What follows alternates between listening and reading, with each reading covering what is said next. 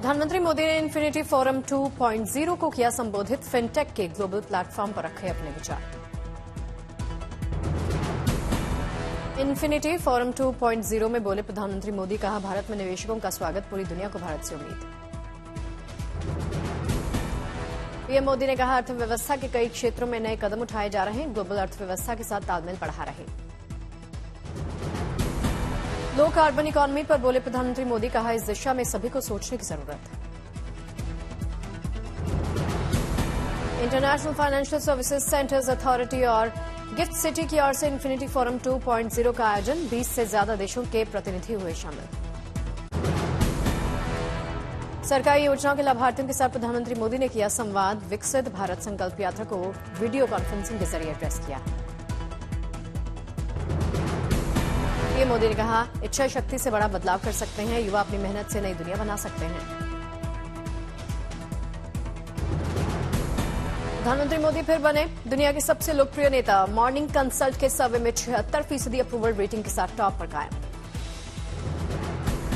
इसी साल सितंबर में मॉर्निंग कंसल्ट के सर्वे में प्रधानमंत्री मोदी करार दिए गए विश्व के सबसे अधिक विश्वसनीय नेता। 76% लोगों ने प्रधानमंत्री के नेतृत्व को मंजूरी दी।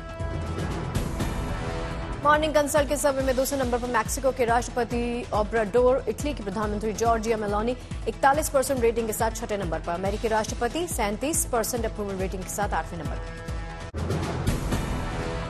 एमपी में सीएम के नाम पर सस्पेंस के बीच में बोले सीएम शिवराज सिंह चौहान, कहा मामा का पद दुनिया का सबसे बड़ा पद है। लोकसभा चुनाव को लेकर सीएम शिवराज ने कहा लोकसभा में एमपी की 29 सीट जीतकर मोदी जी को देनी है। लखपति बहना पर बोले सीएम शिवराज सिंह, कहा लाडली बहनों की जिंदगी बदलना भाई का मिशन, एक एक वचन एक एक वादा पूरा होगा। युवाओं को रोजगार देंगे सीएम शिवराज, कहा प्रत्येक परिवार को रोजगार दिया जाएगा। छत्तीसगढ़ के पूर्व सीएम भूपेश बघेल ने अपने नेताओं को हार का बताया जिम्मेदार, कहा कांग्रेस के खुद अंदर के ही लोगों की वजह से हम हारे।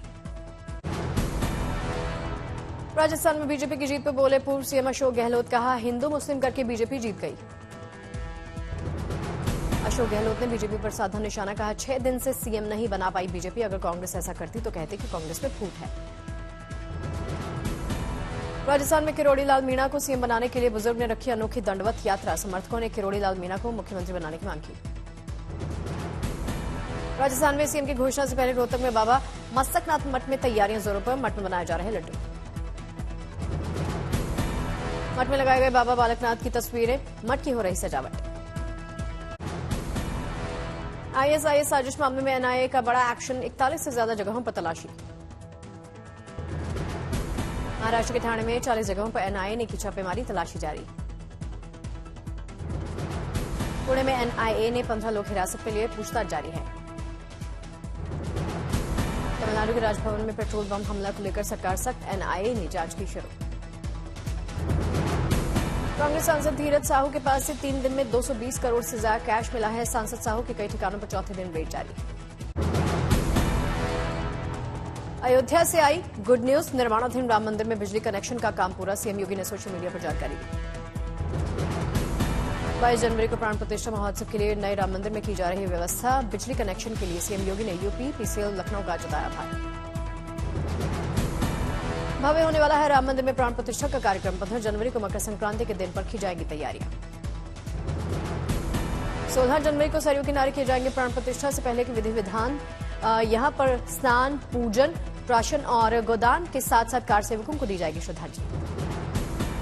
17 जनवरी को अयोध्या में निकाली जाएगी कलश यात्रा, रामनगरी में उमड़ेगा भक्तों श्रद्धालुओं का सैलाब। 17 जनवरी को होगा नवनिर्मित रामलला की मूर्ति का नगर भ्रमण, सभी प्रमुख मंदिरों और देवालयों के दर्शन कर सकेंगे। रामलला की मूर्ति मंदिर के पहुंचने के बाद प्राण प्रतिष्ठा कार्यक्रम का विधि विधान से होगा शुभारंभ। 22 जनवरी को प्राण प्रतिष्ठा का शुभ मुहूर्त।